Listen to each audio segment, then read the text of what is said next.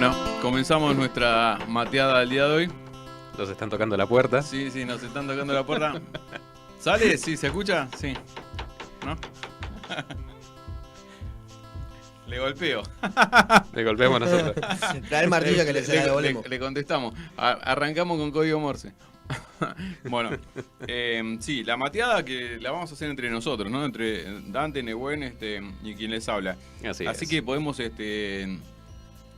arrancar con Dante, que trajo un tema preparado que tiene que ver con lo que decíamos el último partido de Boca Gimnasia, ¿no? Gimnasia Boca, ¿no? Porque era Gimnasia local. Ahí va. Sí. Estuve viendo, pensando en estas semanas, sabiendo que, bueno, me tocaba volver a hacer esta pequeña columnita llamada Política de Construcción. Muy bien. Que todavía sigue estando ahí, que cada tanto, bueno, como siempre sale en el canal de Pensar en Nada cuando lo resuben, y bueno, también lo encuentran en mi perfil, que cada tanto también me lo resubo y nada. Pero bueno, armando una buena nueva columna, pensando en qué hablar, queriendo cambiar un poco el tema, sabiendo que estábamos hablando mucho de todo lo que eran los medios de comunicación y no del consumo irónico, la cultura de la cancelación y demás. Viendo las redes sociales dije, bueno, tengo ganas de hablar un poco de algo actual. Y bueno, a mí me tocó enterarme de la situación. Justamente, bueno, como dije hace un rato, yo estaba en el Vélez viendo a Duki. Salí del Vélez, estaba esperando el colectivo del 136 a la 1 de la mañana. Pregunto, che, ¿cómo salió Boca? Me dijeron, se suspendió. Me quedé. Llegué a mi casa, qué sé yo, tarde encima, porque bueno, tuve que llegar a Morón. No pasaba el 238 porque era feriado el viernes, así que me tuve que tomar un Uber. Y bueno, de ahí llegué y nada, me puse a indagar todo. Y la verdad que nos encontramos con una noche muy oscura, algo que para el fútbol tiene que marcar, algo que en realidad tiene que hacer hincapié en muchísimas cosas, porque no es para menos y no es para más. Y la realidad es que la gente hay personajes que tienen que salir a hacerse cargo por lo que pasó. Pero bueno, vamos a ir desarrollando un poco. Bueno, en la pasada fecha, el jueves, iba a jugar Gimnasia Boca en la cancha del Lobo, en el Bosque. La verdad que ya desde antes de que arranca el partido, 40 minutos antes, ya la gente estaba cantando, disfrutando, sabiendo que se venía una fiesta, lleno de chicos, lleno de familias, lleno de gente. Nada, sabemos que era un partido muy importante para la fecha porque Gimnasia estaba peleando la punta, Boca ganaba y volvía a ser puntero. Entonces era un partido muy disputado, muy interesante, sabiendo que se nos está cerrando el campeonato. Entonces era un partido que prometía, no era un partido más como cualquiera. Entonces, nada, sabiendo que era una fiesta y demás, afuera, antes de lo sucedido, empieza a haber un poco de ebullición. La gente estaba tratando de pasar por donde podía, socios y no socios, hablando de que, bueno, se dijo todo esto, de que había gente que se estaba empezando a tratar de colar y demás. El problema era que había socios que tenían entrada en mano y que no pudieron pasar. La policía no estaba dejando pasar. Entonces ahí empezó un poco el tema de que la gente quería pasar. Los policías no dejaron, algunos empezaron a cerrar puertas y demás, y ahí empezó un poquito el conflicto. La policía empieza a reprimir, empieza a decirles que no pueden pasar, empieza a ver un poquito ahí el quilombo, empiezan a disparar con las balas de goma, empiezan a tirarle los gases lacrimógenas ahí, en la cara de las personas mientras estaban queriendo pasar, que tenían todo el derecho. Hay mucha gente que salió a decir después de que, bueno, de que no puede ser que Gimnasia haya vendido entradas de más, cuando la realidad, compañeros, es que no es la primera vez que en un partido de fútbol nos encontramos que va gente colada. No es la primera vez. Pasa en todos lados, que hay gente que no paga. Muchas veces nos pasa que las barras bravas en distintos partidos del club que sea se meten y no pagan entrada. Entonces, no jodamos con eso, porque la gente dice, no, porque pagaron de más, ¿cómo va a pagar de más? Hinchadas va a vender entradas de más, qué sé yo. No sé si hay que hacer tanto hincapié en eso, me parece que el problema va mucho más allá. Empieza a reprimir y demás. Como dije, bueno, los policías empezaron a tirar los gases. Pero lo interesante acá, que es cuando la cosa se pone a tener, empezaron a tirar los gases debajo de los tablones de las sillas adentro del estadio. Entonces el humo empieza a meterse, ¿no? Adentro del estadio y se empieza a ver la humarada. Ya había arrancado el partido, ¿no? Ya habíamos 5 o 6 minutos y veíamos que ya había ebullición de la gente, porque había gases lacrimógenos y la gente se empieza a desesperar, porque te empezás a desesperar. Yo tuve la experiencia de vivir, de estar cerca de un gas lacrimógeno. Me tocó estar cuando fui a la marcha del 2x1 allá en el gobierno de Macri. No es muy agradable, la verdad que no me tocó tan de frente, pero lo sentí. No es muy agradable y no me quiero ni imaginar cómo vivió esa gente multiplicado al 300 de lo que yo apenas pude percibir. Entonces empezaron a tirar los gases lacrimógenos adentro del estadio. La gente empieza a desesperarse, los jugadores ya no pueden jugar. Ahí se ve después imágenes como el director técnico de Boca Ibarra y Pipo Gorosito empiezan a decirle que no se puede jugar, que no se puede jugar. A los 9 minutos de juego se para el partido, el árbitro se da cuenta que no puede seguir. Los humos empiezan a desesperar a todos, tanto a los jugadores como a la gente. Los jugadores los de Gimnasia empiezan a desesperarse porque saben que tenían familia en el estadio, niños, mucha gente desesperada por lo que estaba pasando. ¿Qué pasó? Empieza a pasar todo esto. Afuera, como dije, una represión total. Policías disparando a quemarropa, sin sentido alguno. Gente que quería salir. Cerraron la puerta del estadio. La cerraron. La gente que estaba dentro no podía salir. Había gases, se estaban reprimiendo, la estaban pasando muy mal.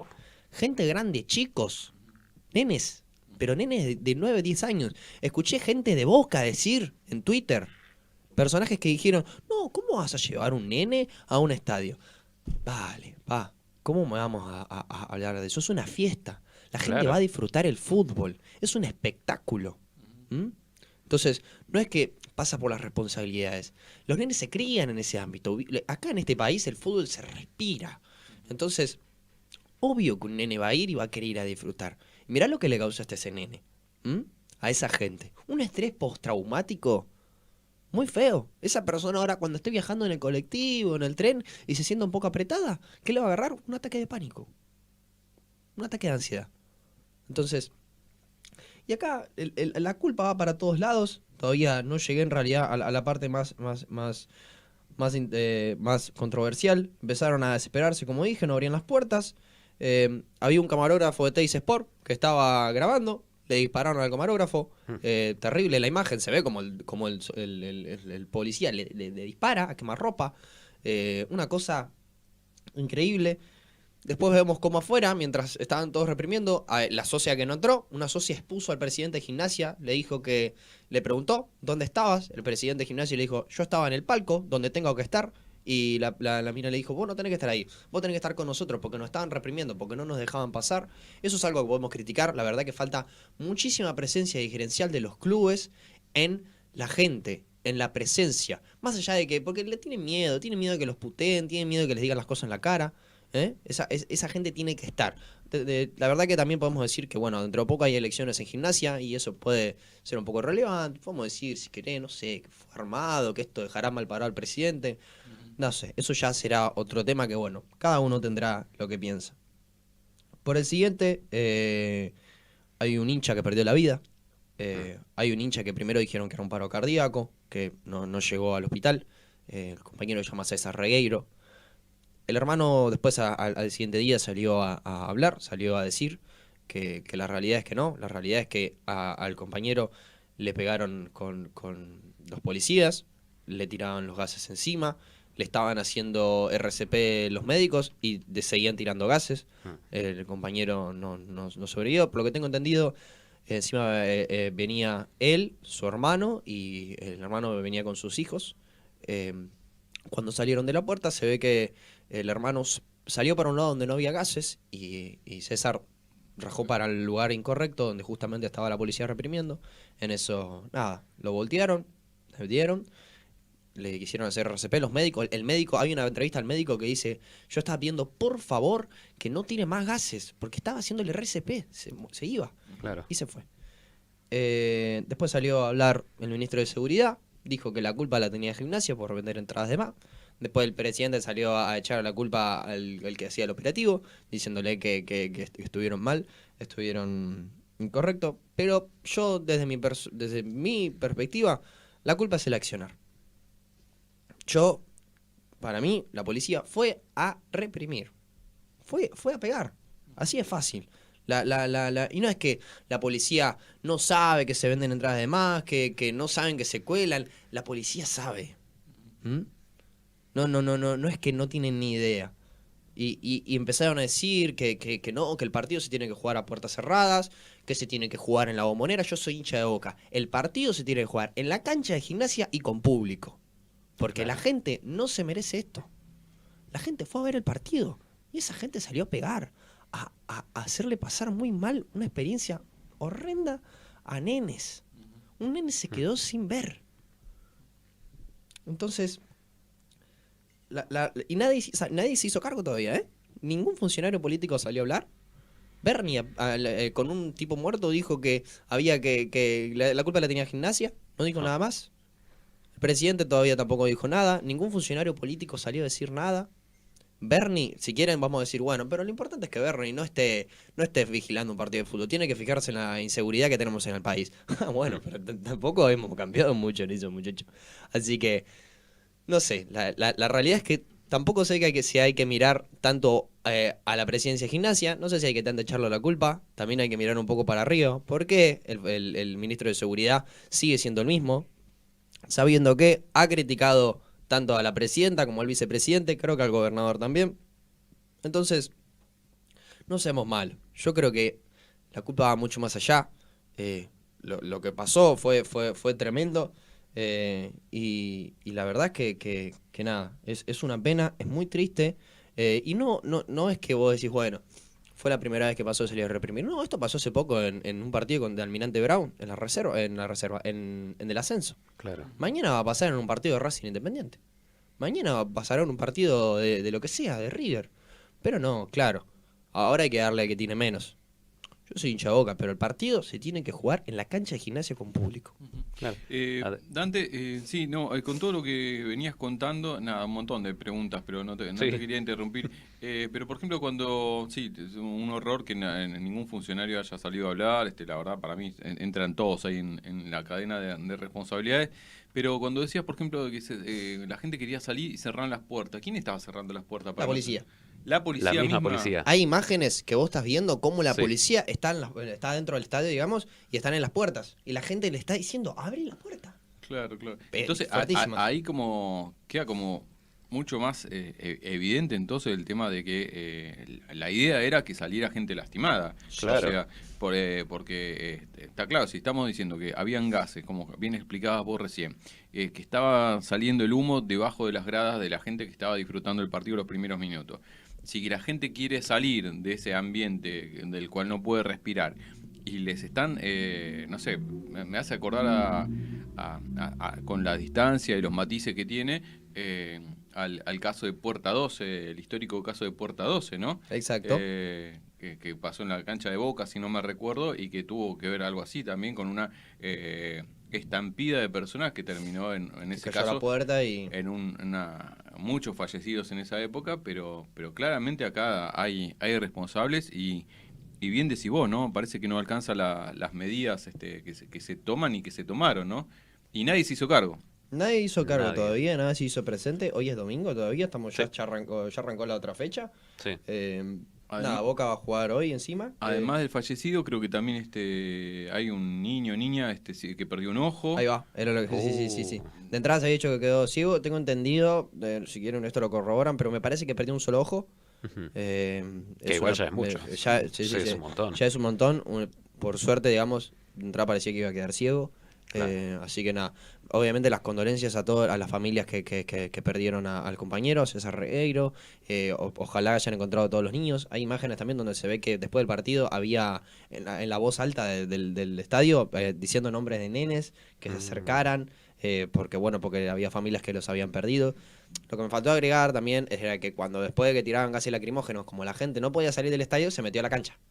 Hay imágenes que se metieron a la cancha porque nada, no. Como un único espacio aislado de todo el después humo, hay imágenes de Alemán, de Gimnasia tirando botellas de agua para la gente, de Marcos Rojo, de jugador de Boca también tirando botellas de agua. Pero sí, la verdad, muy fuerte. Sí, yo había escuchado gente que decía, pero el partido se hubiese hecho igual. Y digo, pero tiraron tanto gas que hasta todo el gas estaba inundando la cancha también. No se veía nada. Están jugando el partido y se ve el humo. Eso mismo. Terrible. Claro, por eso tampoco podían jugar eso. Que igualmente, con todo lo que pasó, era obvio que se tenía que suspender el partido. Hincha de Boca diciendo que no, que cómo Gimnasia va a vender entrada de más. Los puntos tienen que ser para Boca. No es así. No es así porque yo dije, el público, la gente de Gimnasia no tiene la culpa. Sí. Gimnasia no tiene la culpa. Tienen que jugar el partido en la cancha de Gimnasia y con público. Ni en la Bombonera, ni en cancha neutral. Se tiene que jugar de visitante, ¿no?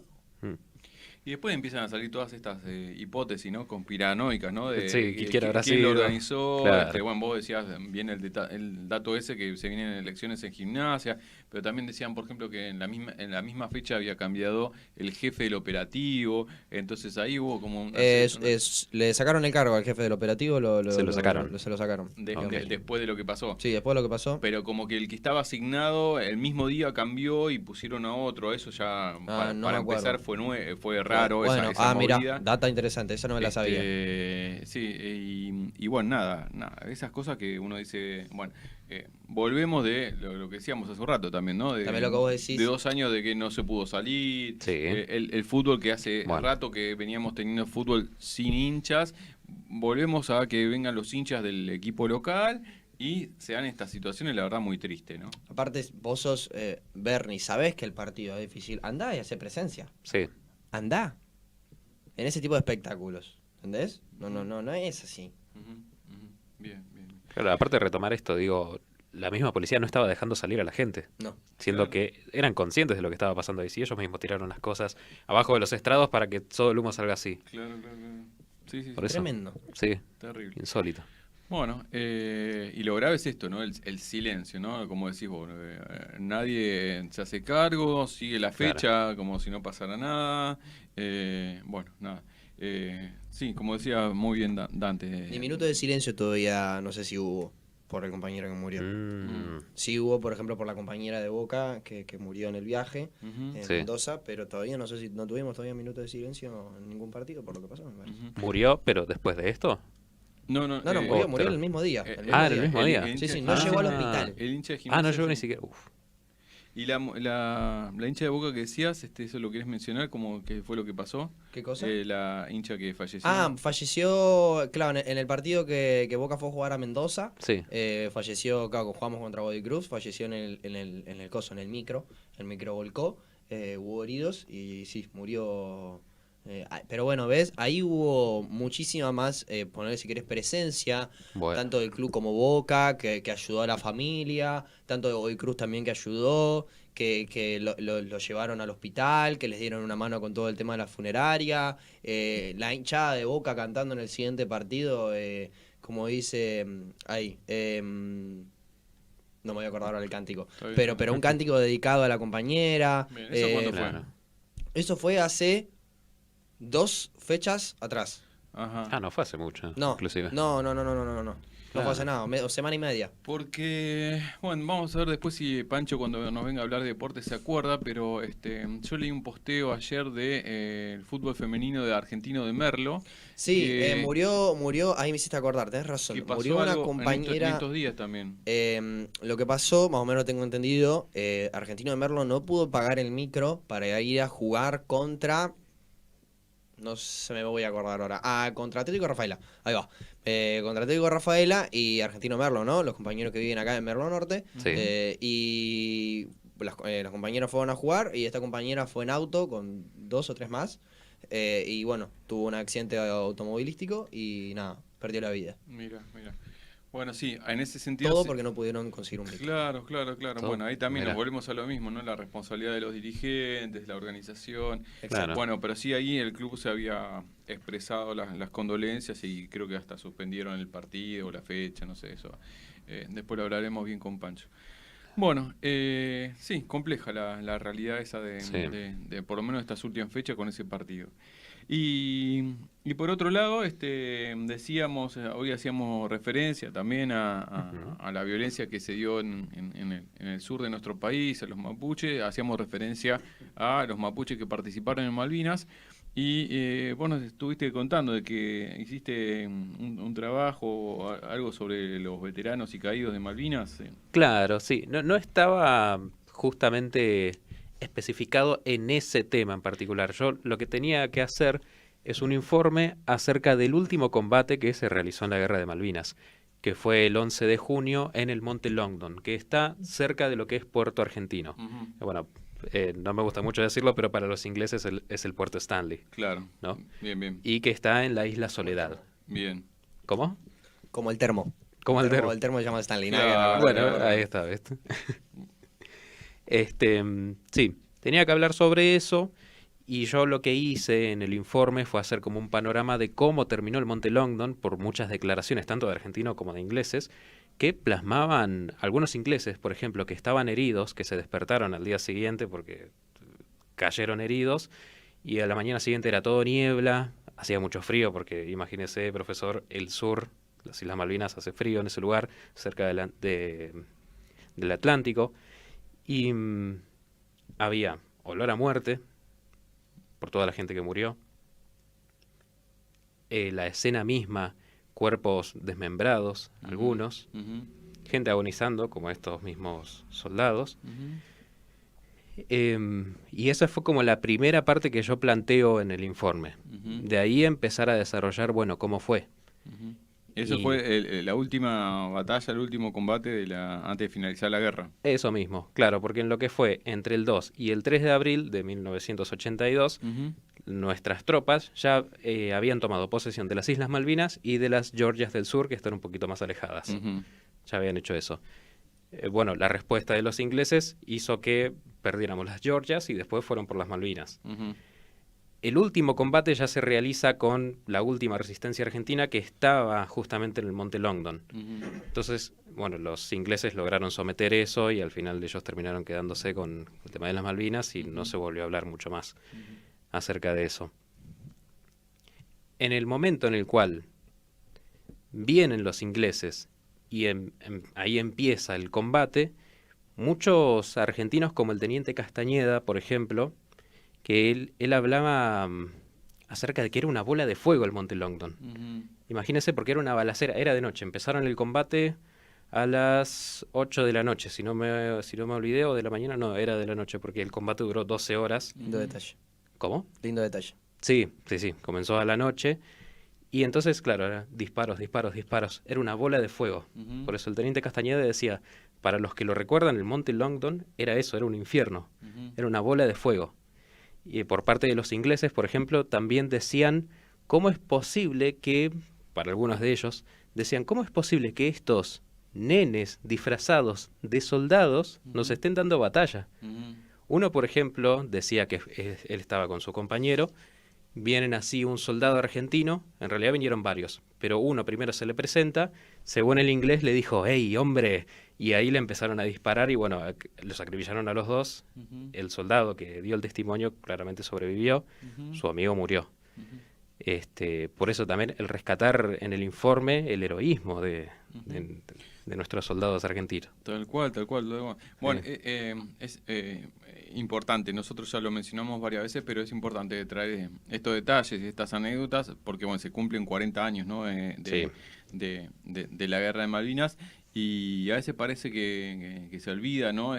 Cuando tanto tiempo se tardó en reconocerlos, en darles la pensión o la asistencia. Tuvimos no me acuerdo cuántos meses de campamento de veteranos ahí en Plaza de Mayo reclamando por derechos, y bueno, y ahora esta semana, nada, con el tema del sur y la represión, nada, salió también todos los mapuches que habían participado en la guerra de Malvinas, ¿no? También. De hecho, bueno, lo que pasó en Malvinas en el 82 fue una desgracia total, pero de lo malo podemos sacar algo bueno, lo cual fue que, como era el último intento de la dictadura para mantener a la sociedad más o menos estable con ellos, para seguir teniendo popularidad que no estaban teniendo, la estaban perdiendo demasiado, eso hizo que después en el 83 vengan las elecciones y bueno, Raúl Alfonsín sea el presidente y sea la vuelta de la democracia. Cosa que, por ejemplo, en Chile tardó 2 años más. Recién en el 85 vino la democracia, que aún así, como por ejemplo Raúl Alfonsín hizo el juicio a los militares, en Chile no se hizo eso. Entonces, por eso lideró tanto tiempo la derecha en Chile. Por eso que recién ahora viene la izquierda. Viene la película de 1985 de Argentina, yo todavía no la vi. No, yo tampoco. Pero yo, si quieren, les tiro el chivo. Yo sé que en varios lugares está para ver. En Morón, creo, por ejemplo. Sí. Creo que está gratis y demás. Pero está ciertos días, así que si hay que verla esta semana. Bien. Porque ya después se va de cines. No nos dura nada, una pena. Después va a estar en Paramount Plus y bueno, después nada, saldrá y tendremos que verlo por alguna de esas páginas medias. Por alguna de esas páginas. Va a haber que aprovecharlo. Buenísimo todo eso que están contando porque es verdad. Y Seguimos hablando de lo que quizá, Pensar en Nada tiene estos puntos que a veces se atraviesan todo el programa y con Elena siempre nos sorprendemos gratamente cuando se da ese equilibrio entre los distintos temas más allá de la columna. Lo hablábamos al principio, creo, en bloque de actualidad, ¿no? El equilibrio y esta disputa siempre, la ficción y en las novelas sería la batalla entre el bien y el mal, ¿no? Pero sí, lo decíamos cuando estábamos hablando de las elecciones en Brasil, entre la disputa entre la democracia y el fascismo, ¿no? Cómo hace unas semanas en Chile salió el no a la reforma de la Constitución, una Constitución que dejó Pinochet en la dictadura, una Constitución en la que Pinochet se autoproclamaba senador vitalicio, una Constitución que permitió que Pinochet fuera reclamado por distintos países por las violaciones a los derechos humanos, y sin embargo en Inglaterra, bajo el gobierno de la reina y de Margaret Thatcher, fue cubierto y se le dio asilo durante mucho tiempo cuando jueces que estaban estudiando los crímenes en Chile, fuera de Chile, porque como bien decías, en Chile, en Uruguay, en varios países donde hubo dictaduras, no se investigó, no hubo juicio. Y eso sí es una gran diferencia, y ahí hacemos el equilibrio con la película que estás mencionando antes, que hace alusión al juicio de las juntas, y que además del trabajo de abuelas, madres, hijos, en la búsqueda de todos esos desaparecidos, también en nuestro país dejó como un presente importante a nivel internacional de haber investigado y enjuiciado a los responsables, por lo menos físicos. Los intelectuales siempre se dice, hay muchos que quizá ni son tocados, por eso después en algún momento se comenzó a decir también, además de la dictadura militar, la dictadura cívico-militar, ¿no? Porque también todos esos fueron acompañados por sectores empresariales, religiosos, etcétera. Sí, la iglesia estuvo muy metida ahí. Así que, el juicio, de alguna manera, culpabiliza, sentencia a los responsables militares, pero siempre hay detrás apoyo económico y de otros sectores, ¿no? Así que seguimos hablando así como a gran titular entre la disputa entre la democracia y el fascismo, ¿no? Como grandes extremos en pensar los distintos mundos, ¿no? Sí. Y hablando de Malvinas, un día quizás podríamos hablar acerca de la historia del conflicto entre Malvinas, porque desde 1833 que estamos reclamando. Un montón. Sí, hace mucho, claro. Y lo que pasa es que se niegan a sentarse a hablar, ¿no? Eso mismo. Las resoluciones de la ONU lo viene planteando, se vota mayoritariamente, sí, hay que sentarse a hablar del tema y no pasa. Por eso también, no sé qué les habrá pasado a ustedes, a uno le indigna también, por ejemplo, la semana pasada con esto de las elecciones, pocos canales le dieron bolilla a las elecciones de Brasil, pero sin embargo, semanas atrás le dieron horas y horas a la despedida de la reina. Del protocolo y cómo se va a vestir ahora el rey y qué sé yo, que uno no está en contra de eso, pero claramente si estamos pensando nuevamente esto, ¿no? Entre la disputa entre la democracia y otro modelo de vida, qué necesidad, ¿no? No sé, uno se pregunta, no sé qué piensan ustedes, si tuvieron la sensación o no de ¿qué están mostrándome? Claro. Y la verdad que no, hace rato que venimos jodiendo con eso, que si la reina Isabel, que ahora el sucesor encima también deja su hijo muchísimo que desear. Es un señor que vivió sin hacer nada y ahora le cuesta agarrar una lapicera para poder escribir algo. Sí. Entonces, es penoso para la época en la que estamos, que sigamos teniendo países donde todavía tienen monarquías. Sí. Es increíble, son increíbles los dinosaurios que tenemos. Bueno, mirá lo que decís vos, ¿no? Esos que viven ahí sin hacer nada. Y otro, voy a abrir mucho el tema porque ya nos vamos quedando sin espacio para la mateada, pero nos están corriendo. Sin embargo, en los discursos de odio hablan eternamente de los planeros y cosas por el estilo, cuando estamos hablando de servicios sociales por ahí a los que están en la línea de pobreza, de indigencia, y sin embargo, con estos personajes que también viven gracias al trabajo de los pueblos, sigue habiendo monarquías en distintos lugares del mundo y que esos realmente no están haciendo prácticamente nada. Pero frente a eso no nos indignamos y nos indignamos frente a algunos planes sociales que a veces ayudan económicamente. Sabemos que ni siquiera alcanza para vivir dignamente. Nuestra democracia no es perfecta, pero bueno, es lo que tenemos y si no lo cuidamos... Hay que apreciarlo, sí. Vamos a tener personajes como ya tiene Brasil, que son Bolsonaro, que ahí nos vamos a dar cuenta de que por más que las cosas hoy en día no estén bien en el país, y que todos tenemos que ser críticos por lo que está pasando con este gobierno, porque sabemos que no ha hecho las cosas algunas muy bien, tenemos que apreciar que todavía estamos en democracia. Sí. Importantísimo lo que decía Dante, importantísimo porque aparte también lo hablaba con un grupo de jóvenes esta semana, haciendo alusión a también el crimen de odio que se dio en Irán en estos días, también lo habrán escuchado, ¿no? Sí, las compañeras que se sacaron el velo. Hay como una movida en las redes de cortarse el pelo, la verdad, no sé cuánto puede seguir, pero quizá para visibilizar algo sirve, pero sí, Irán, situación, policía de la moral, se detiene ahora no me sale el nombre de esta mujer porque tenía mal puesto el velo, se la detiene y aparece muerta. Bueno, nosotros tenemos una democracia últimamente de baja intensidad, se podría decir. Sí. Falta participación, falta reforzarla, pero tenemos que aprender a valorar lo que tenemos, ¿no? Hoy hablábamos con Elena allá en el encuentro 35 plurinacional, donde un montón de mujeres se están y otras identidades se están pudiendo juntar, charlar, conversar. Esas son victorias. A eso voy. Porque personajes como Milei, que ahora se nos presenta, todas esas cosas nos ponen en juego. Totalmente. Todo eso está en jaque si personas como esos avanzan. Y tenemos en otros lugares del mundo estas situaciones extremas donde la mujer no puede ni estudiar, ni mostrarse en la calle si no tiene el velo. Exacto. Así que, sabemos que le falta mucho para mejorar a nuestra democracia, a nuestro país, pero esperamos que en algún momento se pueda ir mejorando y no volviendo para atrás, ¿no? Que eso es lo importante, ¿no? Así que, si les parece, vamos cerrando esta mateada del día de hoy. Nos vamos a la tanda y seguimos con nuestro pensar en nada del día de hoy. Perfecto.